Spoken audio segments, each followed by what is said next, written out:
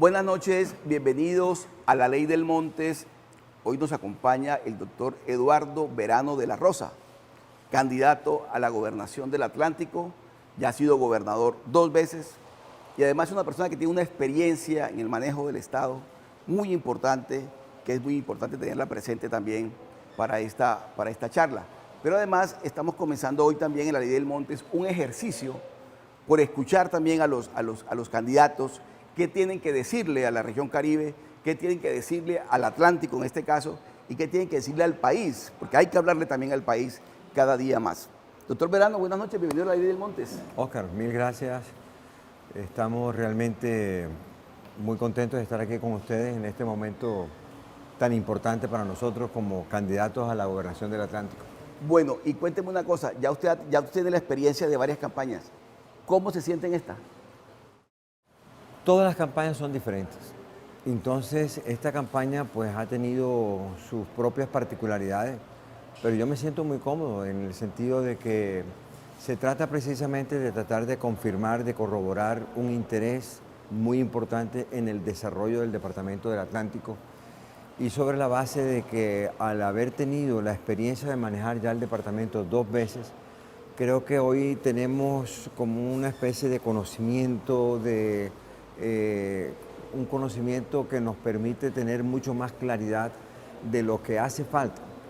Yo creo que uno se gasta, cuando entra por primera vez a la gobernación, por lo menos un año en entender la dinámica, en entender los mecanismos, las reglas de juego, la organización misma de la conformación del equipo. Creo que ese tiempo ahora lo tenemos ya ganado, porque hemos seguido estudiando el departamento, hemos seguido en contacto con mucha gente importante del departamento y eso nos va a permitir obviamente tener la posibilidad de empezar muy rápidamente a gestionar nuevas obras, nuevos procesos. Nosotros hicimos 850 obras en el Departamento del Atlántico y eso transformó el Departamento del Atlántico. Obviamente nuestros contrincantes van a decir que eso no es importante.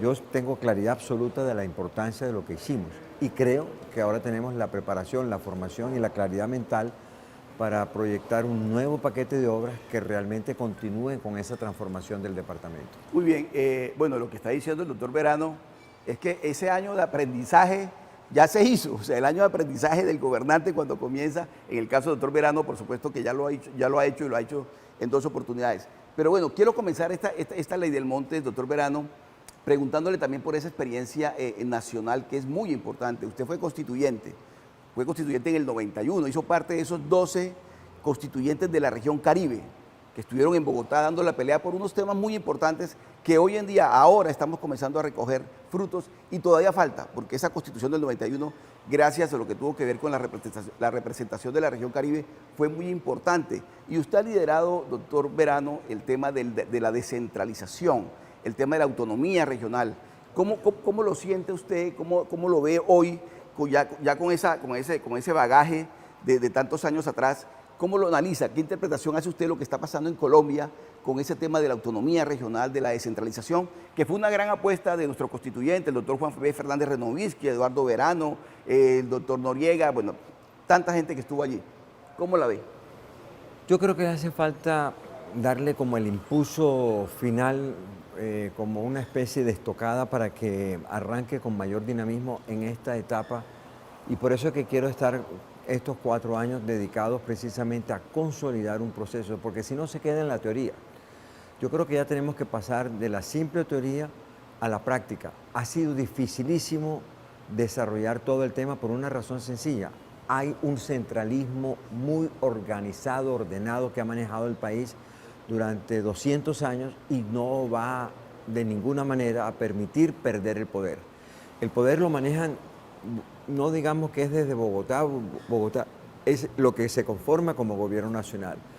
Ese gobierno nacional maneja todos los hilos del poder y no le quiere permitir a las regiones que tengan su propio proceso autónomo de manejo de sí mismos. Entonces, para todo dependen de ese gobierno nacional. El 85% de los recursos se manejan en el gobierno nacional.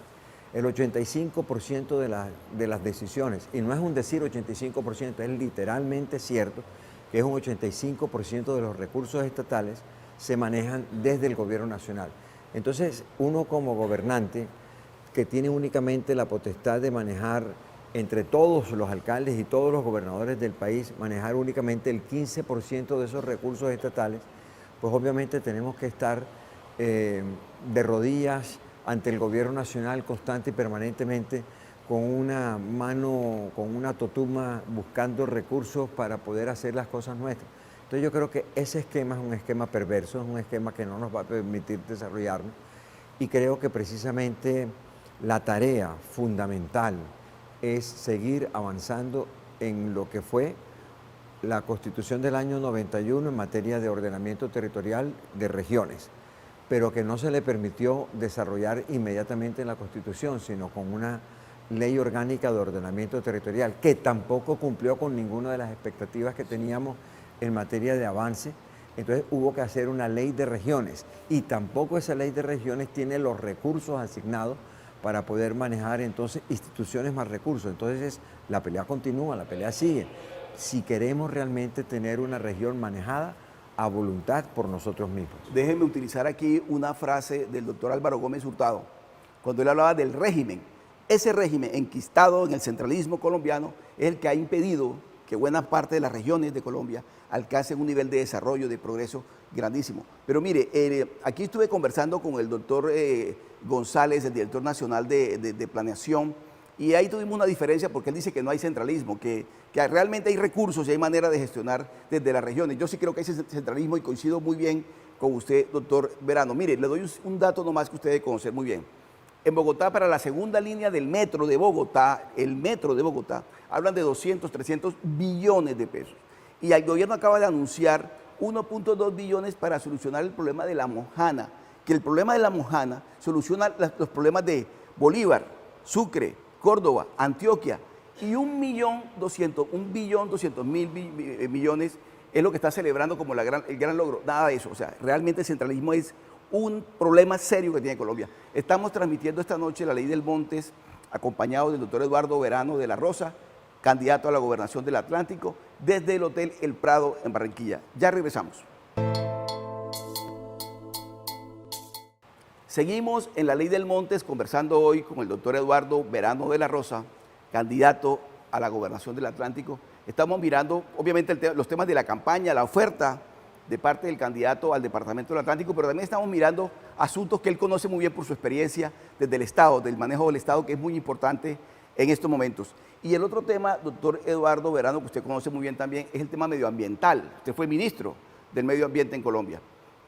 ¿Cómo está la situación medioambiental en el Departamento del Atlántico? ¿Usted cómo la ve, cómo la analiza, qué ofertas tiene? ¿Cómo logramos, y en eso yo coincido particularmente con el presidente Petro, que él ha sido muy insistente en el tema del medio ambiente? ¿Cómo lo mira usted? ¿Qué está pasando y cómo lo proyecta usted?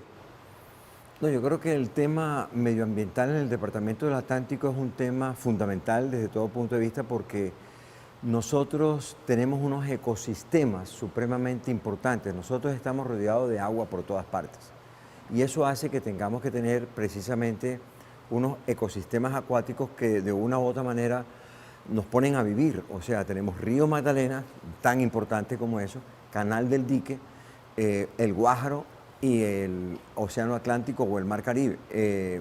Estamos rodeados de agua por todas partes. Pero ese estar rodeado de agua por todas partes, que debe ser nuestro gran activo, precisamente también tiene la dificultad de que si no tenemos unos proyectos, unos programas que realmente utilicen de la mejor manera cada uno de estos activos principales, pues obviamente pues los podemos tener, pero si no los desarrollamos, si no les hacemos las inversiones básicas necesarias, pues obviamente no los utilizamos en todo su potencial.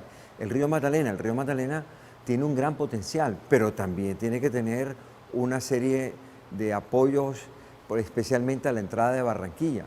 Tiene que tener un gran superpuerto en Bocas de Ceniza, tiene que tener una serie de elementos de ingeniería hidráulica que permitan que el mismo río barra sus propios sedimentos y de esa manera no se detenga en algunas partes bloqueando el fluir del río. Entonces, si no se le hacen esas obras importantes. Además, la navegabilidad. El río Magdalena para nosotros, lo más importante, Oscar, es que pueda ser navegable no hasta Barranca Bermeja, porque es que hasta Barranca Bermeja es únicamente para que sea utilizado para sacar el petróleo a través del canal del dique por Cartagena.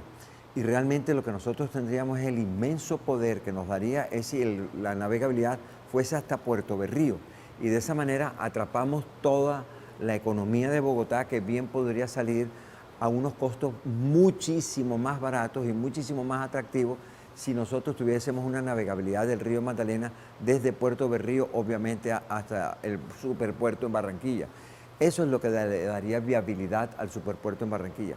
Canal del Dique, obviamente que tenemos que construir las dos esclusas, la que estaría precisamente en Santa Lucía también y en Puerto Badel, y eso le daría una dimensión mucho más grande de control de sedimentos precisamente a la bahía de Cartagena, y también garantizaría el agua para Cartagena, o sea que ya tendríamos muchas otras cosas. El Guájaro es una fuente inagotable también de una riqueza que la podremos utilizar, pero también necesitamos una serie de obras y de poner de acuerdo a dos comunidades que se enfrentan. Los pescadores que quieren cada vez más agua en el Guájaro para que haya más pesca, y los agricultores que cada vez quieren menos agua para que haya más zonas donde cultivar. Entonces, todo este manejo de nuestro departamento en materia ambiental, en materia acuática, es sencillamente formidable. Nosotros tenemos unas inmensas capacidades y ojalá las podamos utilizar de la mejor manera. Por eso le preguntaba a usted, doctor Eduardo Verano, por el tema medioambiental, porque sé que usted tiene la experticia, conoce muy bien del asunto, fue ministro de Medio Ambiente, sabe muy bien de lo que estamos hablando, y porque además usted muy bien lo decía, el agua para el departamento del Atlántico es vital. El río Magdalena, por supuesto, el gran río de la Magdalena, y todos los cuerpos de agua de acá. Pero déjeme también hacerle ahí una acotación a nuestros amigos televidentes en este programa de hoy, y le agradezco que nos acompañe, doctor Verano. Mire, hay que crear conciencia medioambiental. O sea, lo digo con el corazón. Estamos acostumbrados a sacarle al río, a sacarle a las ciénagas, a sacarle todo lo que tienen, y no nos preocupamos por darle al río. Démosles también nosotros. Creemos conciencia ecológica, medioambiental, con los peces, con los árboles. Hay una cantidad de cosas por hacer, y yo creo que usted, doctor Verano, en su oportunidad va a enfocarse también en el tema pedagógico. Hay que crear conciencia ambiental en el Atlántico sobre todo lo que significa para el departamento el tema medioambiental. Hoy estamos en la Ley del Montes, desde el Hotel El Prado. Nos acompaña el candidato a la gobernación del Departamento del Atlántico, el doctor Eduardo Verano de la Rosa. Ya regresamos después de este corte de comerciales y estamos transmitiendo desde el Hotel El Prado en Barranquilla. Seguimos en la Ley del Montes conversando hoy con el doctor Eduardo Verano de la Rosa, candidato a la gobernación del Atlántico, porque vamos a hacer el ejercicio de escuchar a nuestros candidatos, escucharlos para ver qué propuestas tienen para el departamento, y nuestros televidentes pueden hacerse una lectura de lo que ocurre y de sus promesas y de sus ofertas. Doctor Verano, mire, hay unos temas puntuales que me gustaría tratar con usted sobre lo que la gente espera del departamento de usted como gobernador. El tema de las tarifas de energía, otro tema que usted también conoce, usted también maneja, porque usted fue además el director de Corelca durante mucho tiempo. El tema de las tarifas de energía es un tema galopante y agobiante para el departamento del Atlántico. ¿Qué tiene usted pensado en ese sentido, doctor Eduardo Verano, para que las tarifas no sigan disparadas como están disparadas, que se han vuelto impagables? Encontrar por qué es que están impagables. Y lo que hemos encontrado es que hay un tratamiento injusto, y además de eso que no es equitativo. No es equitativo, lo que quiero decir es que no es igual como se nos pone las tarifas que nos cobran a nosotros con la facturación que le hacen al resto del país. La facturación que nos hace a nosotros incluye algo que nunca jamás se había incluido, que era la gestión de las pérdidas. Las pérdidas son las pérdidas técnicas por mala situación de las redes o de los transformadores, que van perdiendo capacidad de transporte de la energía, y por lo tanto va habiendo lo que se llaman las pérdidas técnicas, y también las pérdidas por robos. Anteriormente, tanto las pérdidas técnicas como las pérdidas negras, que se llaman en el argot eléctrico, o pérdidas por robo de energía, descarado además, es que estas pérdidas antes eran objeto de una gestión gerencial por parte de quien manejaba y dirigía la empresa.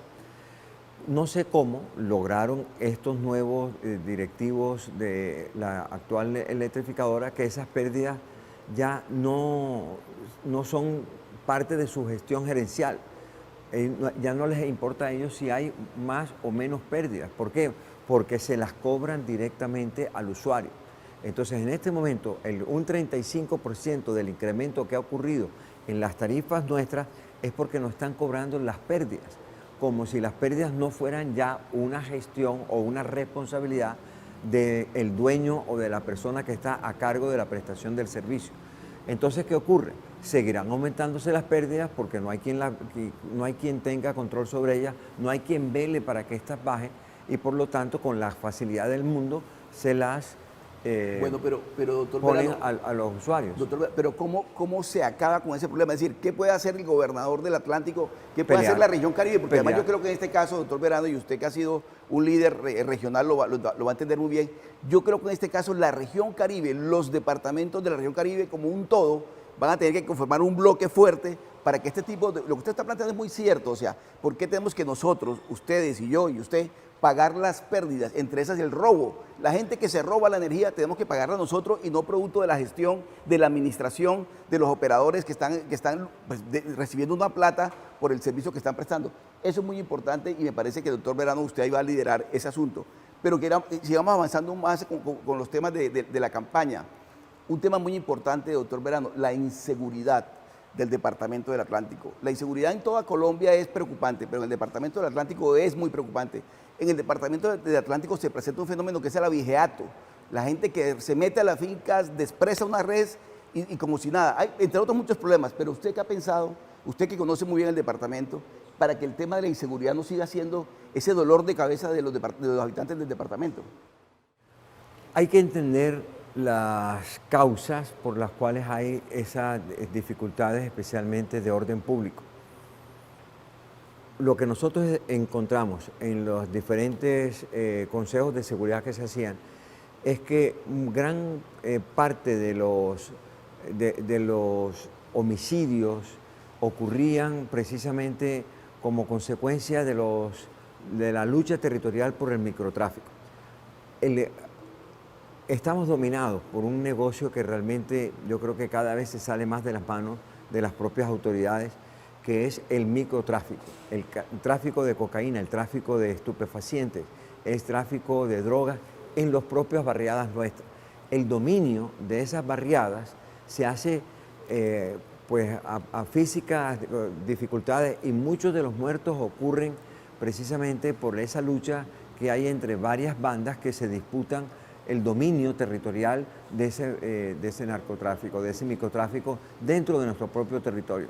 No pensemos que únicamente estamos hablando de la exportación de cocaína o de la exportación de marihuana o que nosotros somos los grandes exportadores y que por lo tanto eso no queda aquí y que no nos afecta a nosotros, a nuestra gente. Sí que se queda aquí y sí que nos afecta y gran parte de los muertos, casi la mitad, son consecuencias precisamente de los ajustes de cuentas de la lucha territorial por el dominio del microtráfico. Eso yo creo que si no lo entendemos, no vamos a entender. También hay otra cosa que ha aumentado, casi que un 17% ha aumentado con relación a los 6 primeros meses del año pasado, que son todo lo que tiene que ver con extorsiones y robos. Eso obviamente que también tenemos que prestar especial atención porque hay bandas que hacen extorsión.